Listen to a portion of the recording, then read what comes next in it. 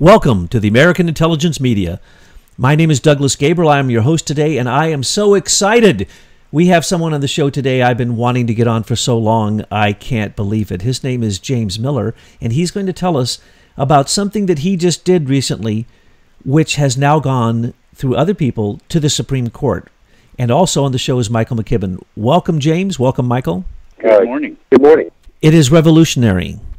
When the two of you came up with the idea of doing a writ of mandamus to demand that there be a chain of custody, a bipartisan chain of custody, that there be paper backup for the election so that you can't just count on digitized machines which can be manipulated.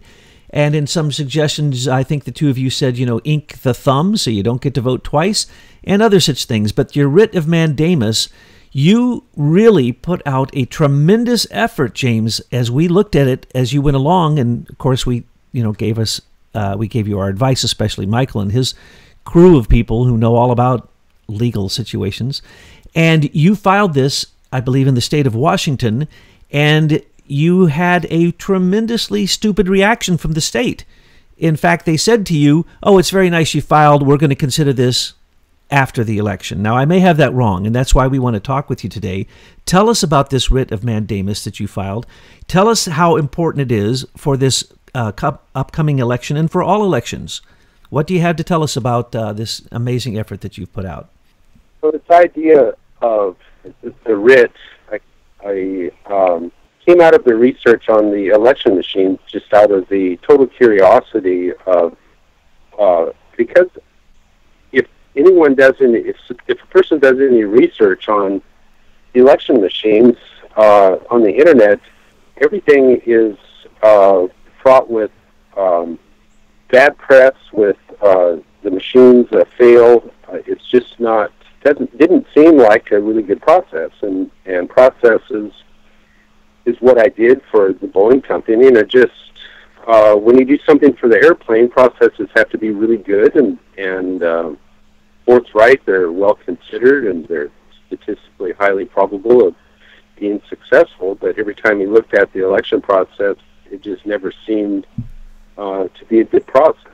And hey, Jim, I just flew recently, and I really am glad that you were on the job in quality processes for a Boeing plane. Yeah, well, yeah, those Boeing puts out an amazing product. If people only knew how diligent the engineers and everyone is, and it's such a culture of safety, and you don't realize it until you get on an airplane, especially if you're in a storm or have a bad landing that turns out really good, because that airplane and those processes are so highly regarded that when you land and you say, "Wow, that's really glad the Boeing built an airplane." So I'm as passionate about our governance and our government and things working properly, especially in the justice system, as a person would be building a really good product. And as it turned out in our research, the more that we dug into this with Michael, and the worse it got. The more that you researched it, and finally it just turned into it's really a nightmare that our freedom, our self-governance, it's called the right to suffrage, or the right to vote, for people in a constitutional republic to elect the people that they feel will do the best job for them, and do that freely without interference. Our Constitution of Washington State, Article 1, Section 19, says that no civil or military interference will occur in the right to suffrage. But in my discovery of writing for public records requests with our local county, with our auditor, everything boils down to, with every avenue that you go to, with every request, it all boils down to a state secret. They can't tell you what's going on. They can't tell you how the computers work. They can't tell you how the software is maintained. They tell you that they have statistical things in place, but when we examine those statistical processes, we just find big holes that you can drive semis through. And so I was really not confident at all with the process. So I wrote a writ of mandamus. We discovered that a citizen, if they're willing to step up and pay the filing fees, and you actually get the right court the first time. I filed this in the county court the first time. That was wrong. And so we refiled it with the state Supreme Court. A citizen actually has the right to compel the federal or the state bureaucracy and the elected representatives to do their job according to the Constitution. So that's how the writ came about. That's what we did. I did have hope in the beginning that the state would, that this would cause or change the election process, but they kept delaying it until after the election. And then I received from one of the Supreme Court commissioners that they wouldn't consider it at all because I didn't compel the state. I didn't give them any room to move or any direction or any way to actually functionally respond, which is not true at all. They could have simply not used election machines and hand counted them. That would have been one first step, but they ignored everything and basically said that I didn't have a case. It wasn't filed really properly, which we don't believe is true. So that's where we stand. So how do I feel about all of the effort, the months and months of work? I would do it again because it is a milestone. It tells, the research itself was a really quite the education process, and it tells us that we have an incredible amount of work to do to really take back from a self-governance perspective the right to suffrage and to actually have an election process where mischief hasn't been baked into it by the use of technology. So I'm very happy to have done that. I would do it again. We will be pursuing this, probably putting together an initiative and to continue educating people that high technology or technology for the sake of convenience has no value at all compared to the freedoms and the mischief that is available through the use of technology. We just think some things are meant to be kept as simple as possible for safety reasons, and what we are protecting is actually the freedom of our republic, of the citizens in the republic, to be properly represented. And the state, against its own constitution, has interfered in that process and has turned the right to suffrage into a state secret, which is actually against the law. But they don't recognize it. They say they have a statistical process in place that protects the citizens. We disagree with that. So that's kind of the background and the story of the writ. Well, James, what you did, Truth News Headlines, and I believe Americans for Innovation and other groups, spread out through the internet. And then, I think 2 days ago, we found out, because we had asked everyone, do the same in your state. Do everything you can. Take legal action if you know how to take legal action, because we have already proven to you that the elections are rigged, and here is how they are rigged. And these, it is not a proper chain of custody. It is the machines can be hacked, so on and so forth. But what happened 2 days ago? Someone, unbeknownst to us, filed with the Supreme Court, Homeland Security, and with Vice President Pence's Committee for Ethics in Elections, a writ of, do you say mandamus? Is that how you say it? Yes.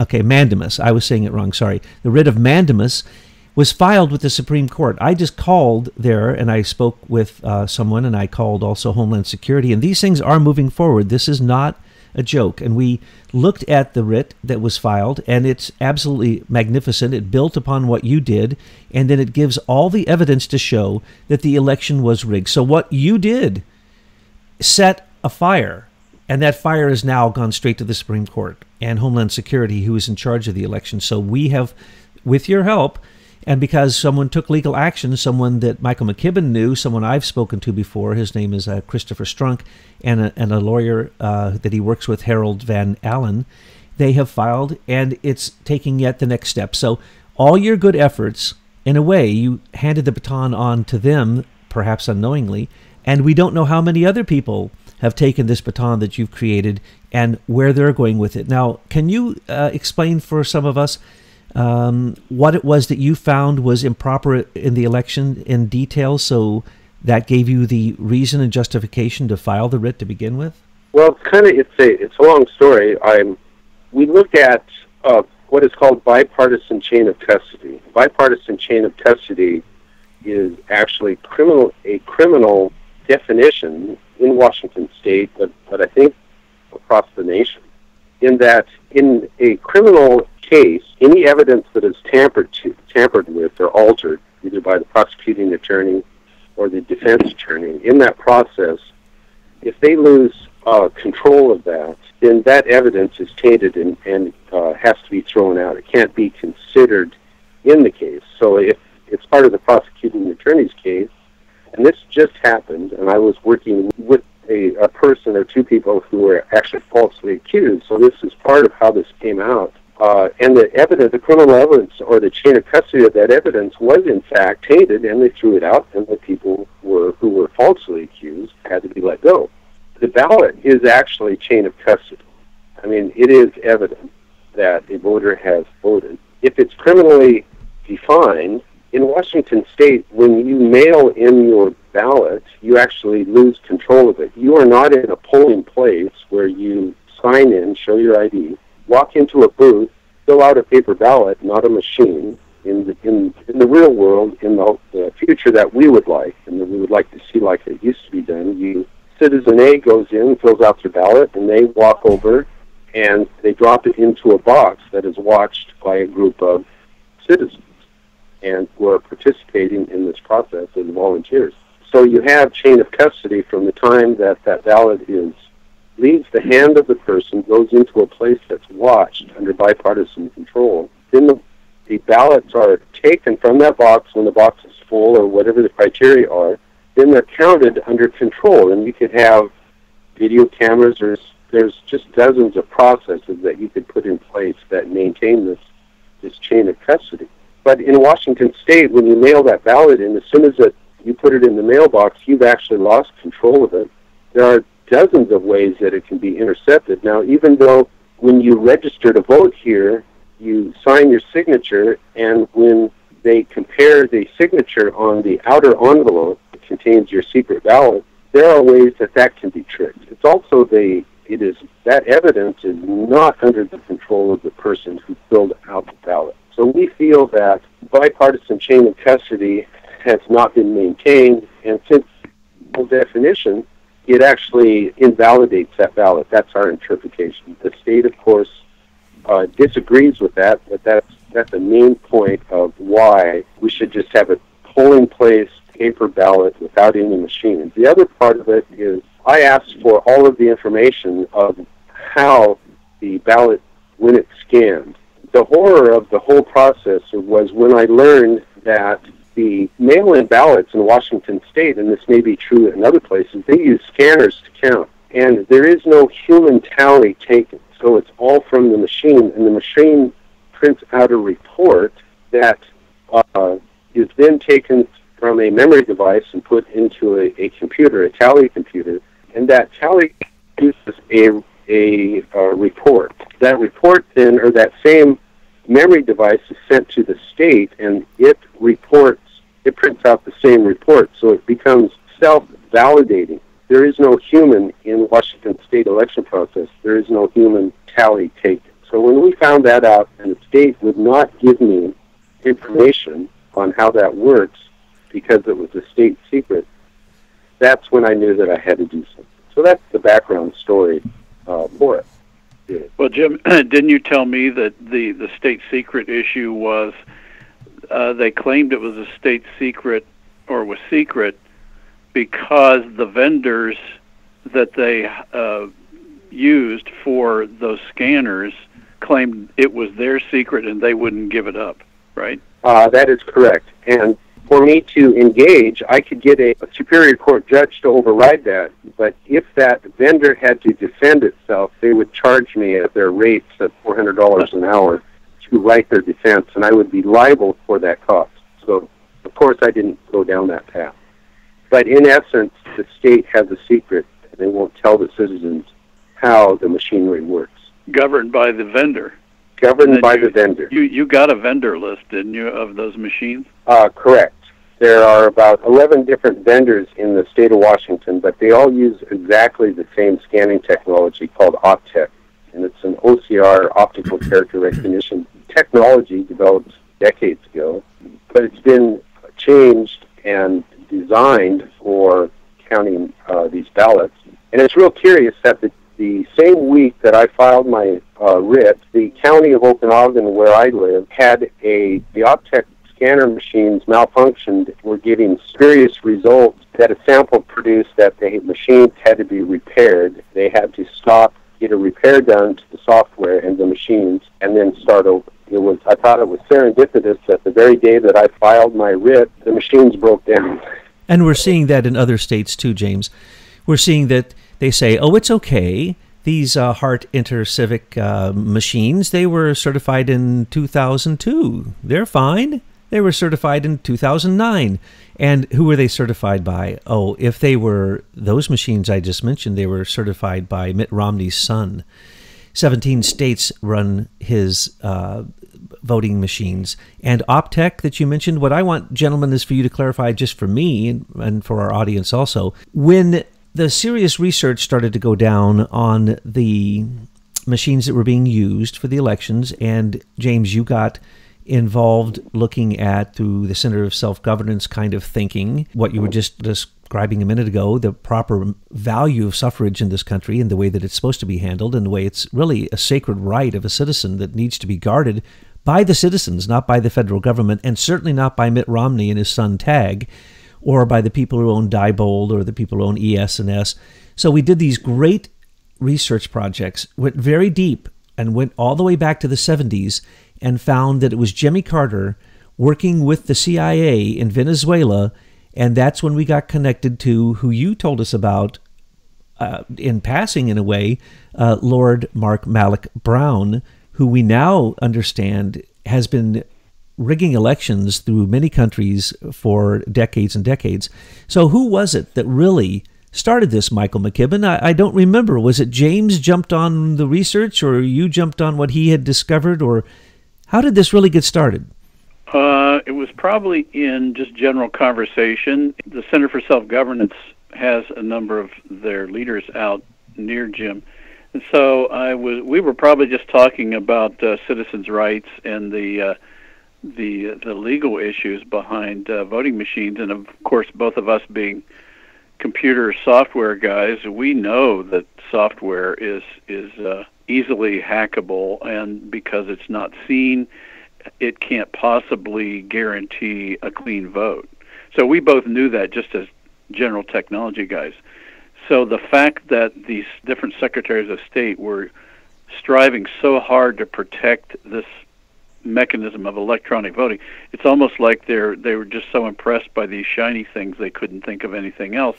But as we dug more into that, it became clear that there was an agenda here, and that's when Jim really started using his skills to take that process apart in the state of Washington. And I mean, from an engineering viewpoint, that system out there is there's no word to describe how horribly broken it is. Well, I have to thank you, mind, James, because it was your discovery about Lord Malloch Brown that just sent us crazy. And now we have just dug in so deep that there is no one with a intelligence at all that cannot see that our elections are rigged. And they are so rigged, and it comes out of Britain. It comes literally out of the British Privy Council around the Queen.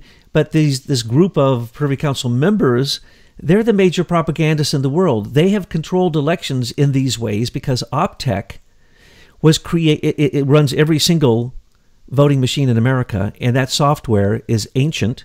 It can be hacked by PC anywhere by a junior high school student. The election machines can be hacked, as they recently did at a conference called DEF CON, when they had literally junior high school students hack every one of the machines, and literally within minutes. That's how easily why are we even using them? How could anyone, we citizens don't know that it's our right to say, sorry, we don't want those machines. Get rid of all of them, and by the way, put the people in jail who owned them, because they have been rigging elections since these machines were brought forward, like with the Diebold machines in Ohio. No, that's true. If we citizens don't step up and take our vote back, the onus is on us to do this. The government will not do it, and that's what Jim just found. We need to take charge of that and just basically walk in and say, no, this is the citizens' activity. This is not a state activity, which is an amazing thought that we have to assume our right. It is. And when we think about this, James, what you have done is the proper legal way to do it. And then you saw the shenanigans in what I call fake justice in the court system manipulate you. Because why? You don't have enough money to turn it in the right form. You don't have a lawyer who has the right suit on. You don't have insider connections that told the judge what to do before the judge walked in the courtroom. So what we found out is that was a response in one state. And we'll go back to the corruption in just a minute. But I wanted to know, I was shocked when I saw this went to the Supreme Court. You should have seen Betsy and her team. I thought we had just won the Super Bowl or something. And I'm like, I don't understand. I'm like the last one who understood what really happened. I think only, very much later I said, oh, well, no matter what, this is a great thing. This is a patriot movement from the grassroots up that shows that if you take the right legal action in the right legal order and you suffer through, because you two have suffered through court, especially you, Michael, court shenanigans that are beyond anything anyone can imagine, that is the right way to do it. So what do you think, James? Jim just got treated with judicial nonsense. Exactly. Typical procedural nonsense. It's why our system is so broken. They have a bevy of 5,000 different reasons why not to do something, and all he did was pull out a couple, or he or she, I don't know if it's a man or a woman, but they just pulled out a couple and threw it at him and petted him on the head like a good doggy and told him to go away. That's what happened. I didn't know this. I'm learning this for the first time. Well, they did it to you too, but you just had to spend probably $20 million more than James spent. Yeah. And 17 years. And they do it to anyone who gets in their way because that's the way the system works. It's a fake justice system. But James, what was your impression when you heard this went? And is literally on the docket, Justice Roberts has to at least himself look at this and determine what to do with it. And if he does give it to his other Supreme Court justice members, or if he pushes it properly to Homeland Security, or he pushes it properly to Vice President Pence, we might actually have a moment where we bring to the light of day the truth about election rigging. So how did you feel when you heard that your efforts somehow got into the Supreme Court? James? Did we lose James? Hey, Jim. I think you're quite right, Michael. I think that this is a clarion call for the second American Revolution. And James, we got to thank you, and we got to thank you, Michael, and all the people that have been involved with the two of you and all the efforts that you've put out for this, because we're going to keep pushing this. We're going to be talking with Christopher Strunk later today, and perhaps other people who were involved in writing this writ of mandamus that reached up into the Supreme Court. So, James, we'll be speaking with you again soon. Michael, thank you so much. And gentlemen, thanks for being with us today.